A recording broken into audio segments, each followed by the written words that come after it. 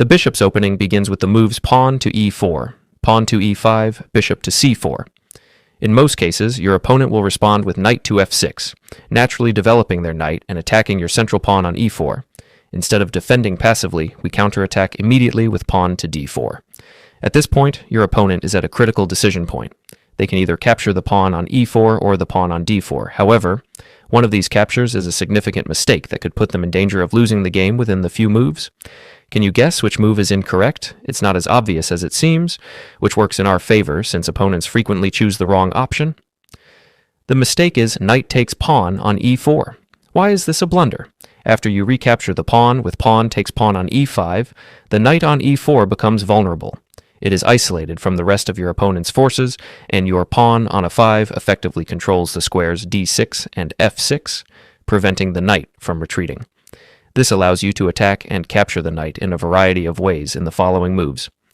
Another interesting aspect of this position is that the two most common and tempting moves played by black, bishop to c5 and pawn to d5, are both major mistakes and lead to an immediate disaster for black.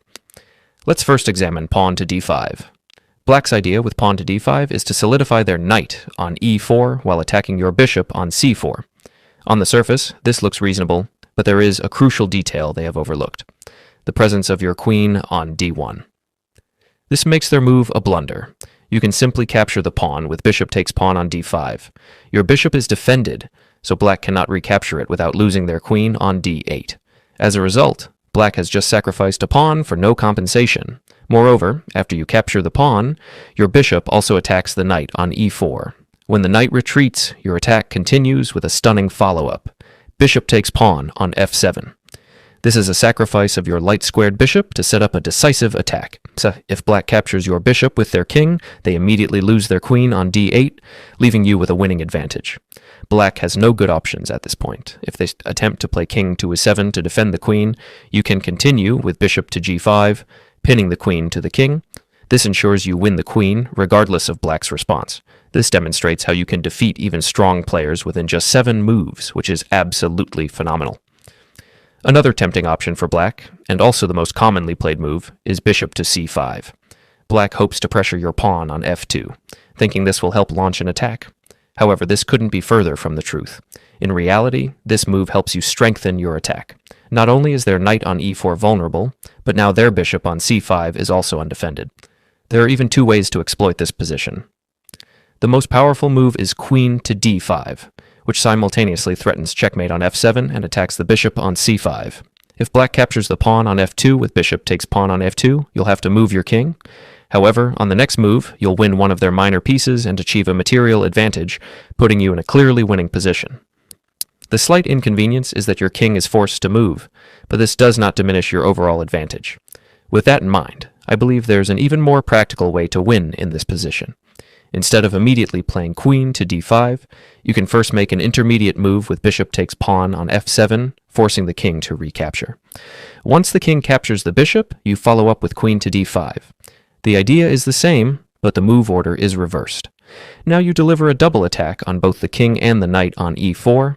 Since the king must move, you can then capture the knight with queen takes knight on e4, leaving you in a winning position. The beauty of the situation lies in its simplicity.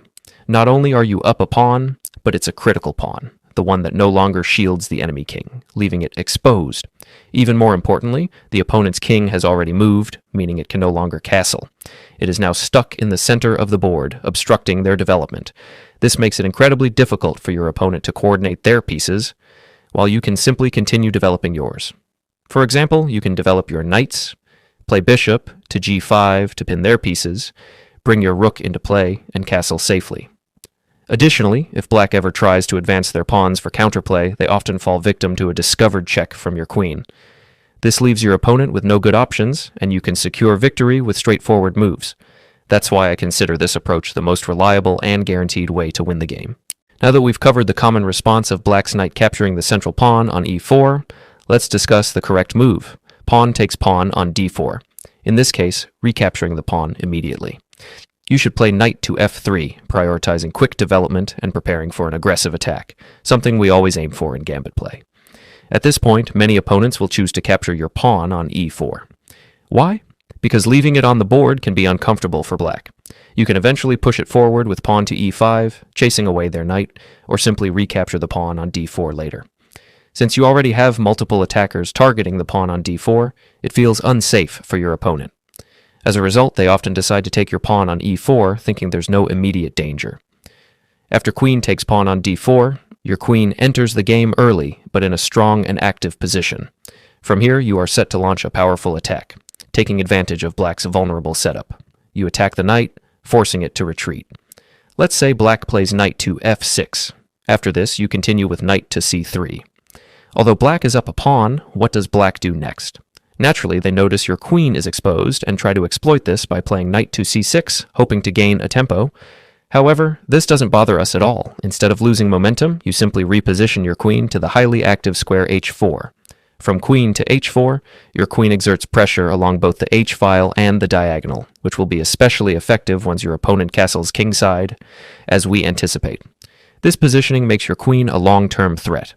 At this point, your opponent may feel confident in their position and continue developing with bishop to e7, assuming that your queen's activity is premature and can be neutralized.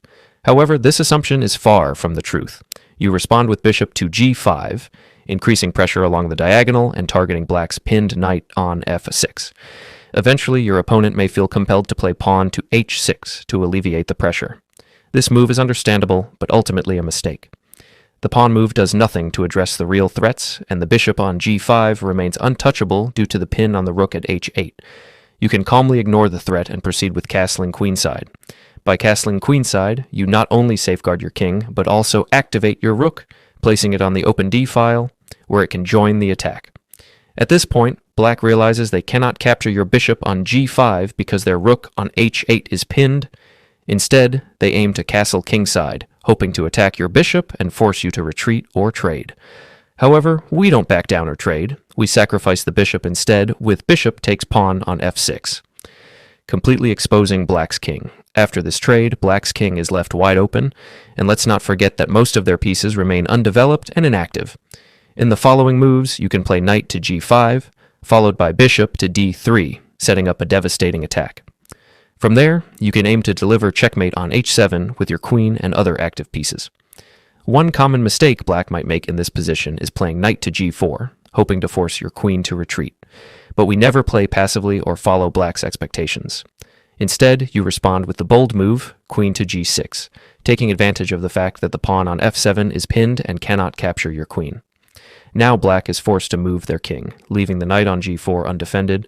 You can then capture the knight with queen takes knight on g4, gaining extra material while keeping the king completely exposed. In response to the overwhelming attack, black may attempt knight to h7, which is a slightly better defense but still fails to save the game. Black's goal is to cover their queen and prepare for counterplay, possibly hoping to complicate the position. For example, they might anticipate bishop to g5 check, looking to trade some material. If you play knight takes bishop, they plan to recapture with the queen, hoping to stabilize the position. However, we shut down their hopes immediately with the brilliant move rook to d5. This move controls the critical square d5, preventing black's pieces from using it for counterplay. After rook to d5, black is essentially out of useful moves. If they play something like pawn to d6 to develop or gain space, you continue with the stunning move rook to h5. Suddenly, black's position becomes defenseless. On the next move, you deliver checkmate with either queen to h7 or queen to h8, sealing the game in a decisive and stylish manner. Thanks for watching.